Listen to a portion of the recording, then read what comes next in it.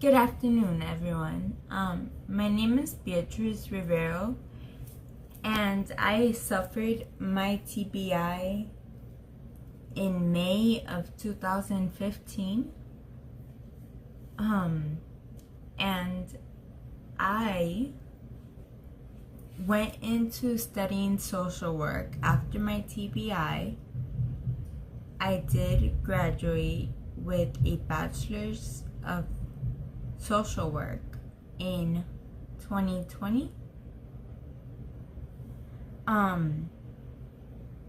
But I saw a part of like the TBI community missing, and that is having someone to like hold you accountable, or like share the like victories and the misfortunes alongside you, and someone to like talk to after a TBI. Okay, so in the first slide, the idea.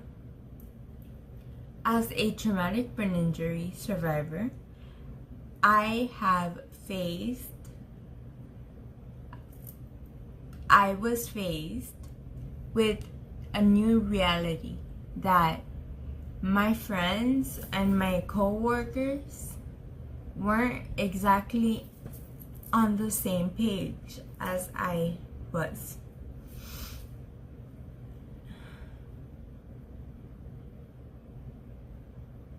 They might have had obligations such as kids, a career, actual friends that can go out and like they don't have to babysit. I am hitting my weak side, okay? But you should get me. Okay.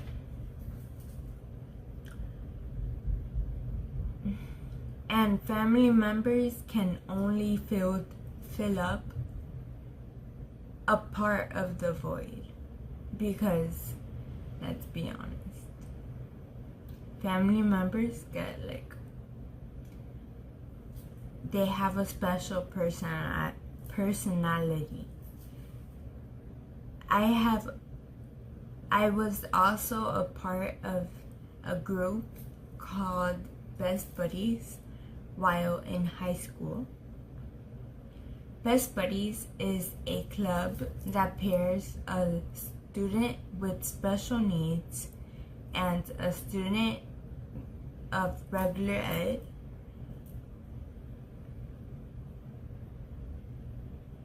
together, and they form a like friendship, and they go out together, go to the movies together, and just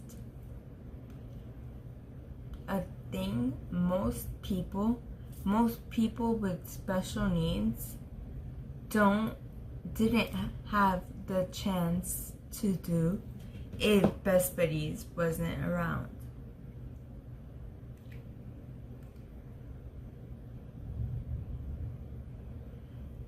While in school for my social work degree, I also came across a club or a group called Big Brothers Big Sisters that performs a similar objective while mentoring and fostering relationships.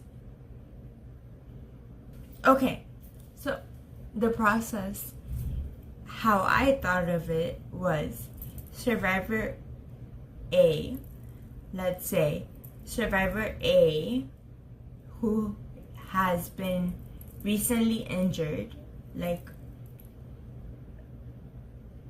within like 3 years or so, will be matched with survivor B, who is in their 4 to 7 year post accident. Then those two would be matched to survivor C, who has been injured and can help both survivors get through the tough times and serve as motivation for the newer survivors. Finally, the organization will have meetings which can be hosted on Zoom to keep it location neutral. At the end of the month, these meetings will be used to help people share the experiences they had that month with their pal, and just create a community around us. So finally, the goal. Well, one of my main goals with inventing this group is just to serve survivors, or us.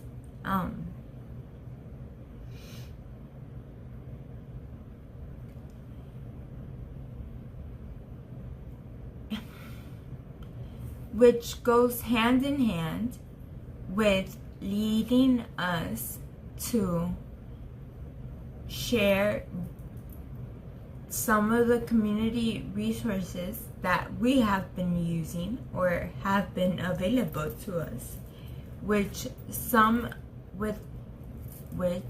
other survivors might not have had the opportunity of knowing about them. So it definitely opens up a broader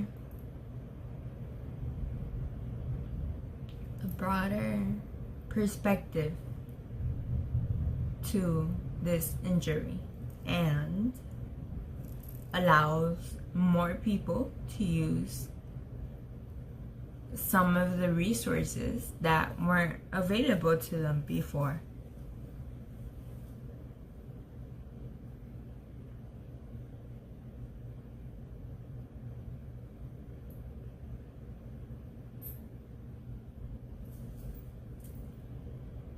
Which will also help a survivor's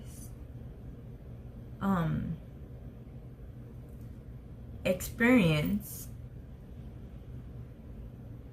in dealing with this injury or illness.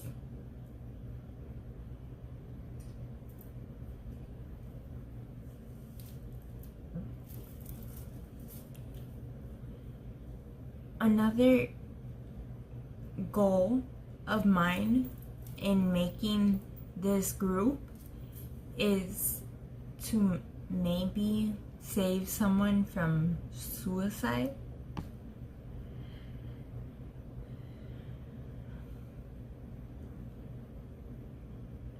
It is imperative that we all feel like we have each other to go back to if something doesn't turn out right. In 2002,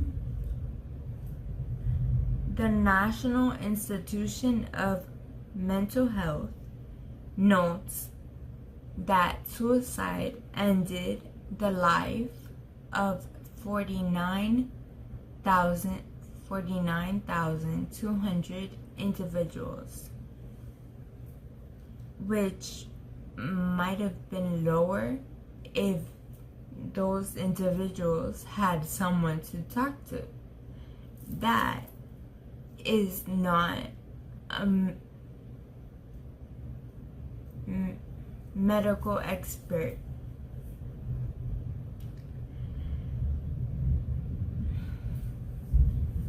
My ultimate goal with this group is to make it possible for survivors to surpass the hospital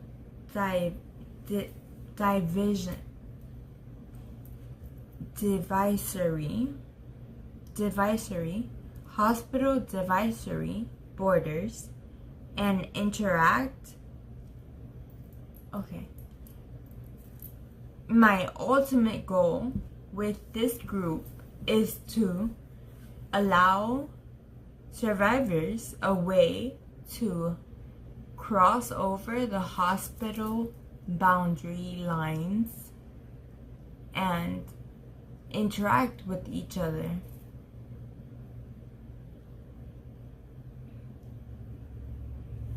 Which will enable them to learn from each other, share resources,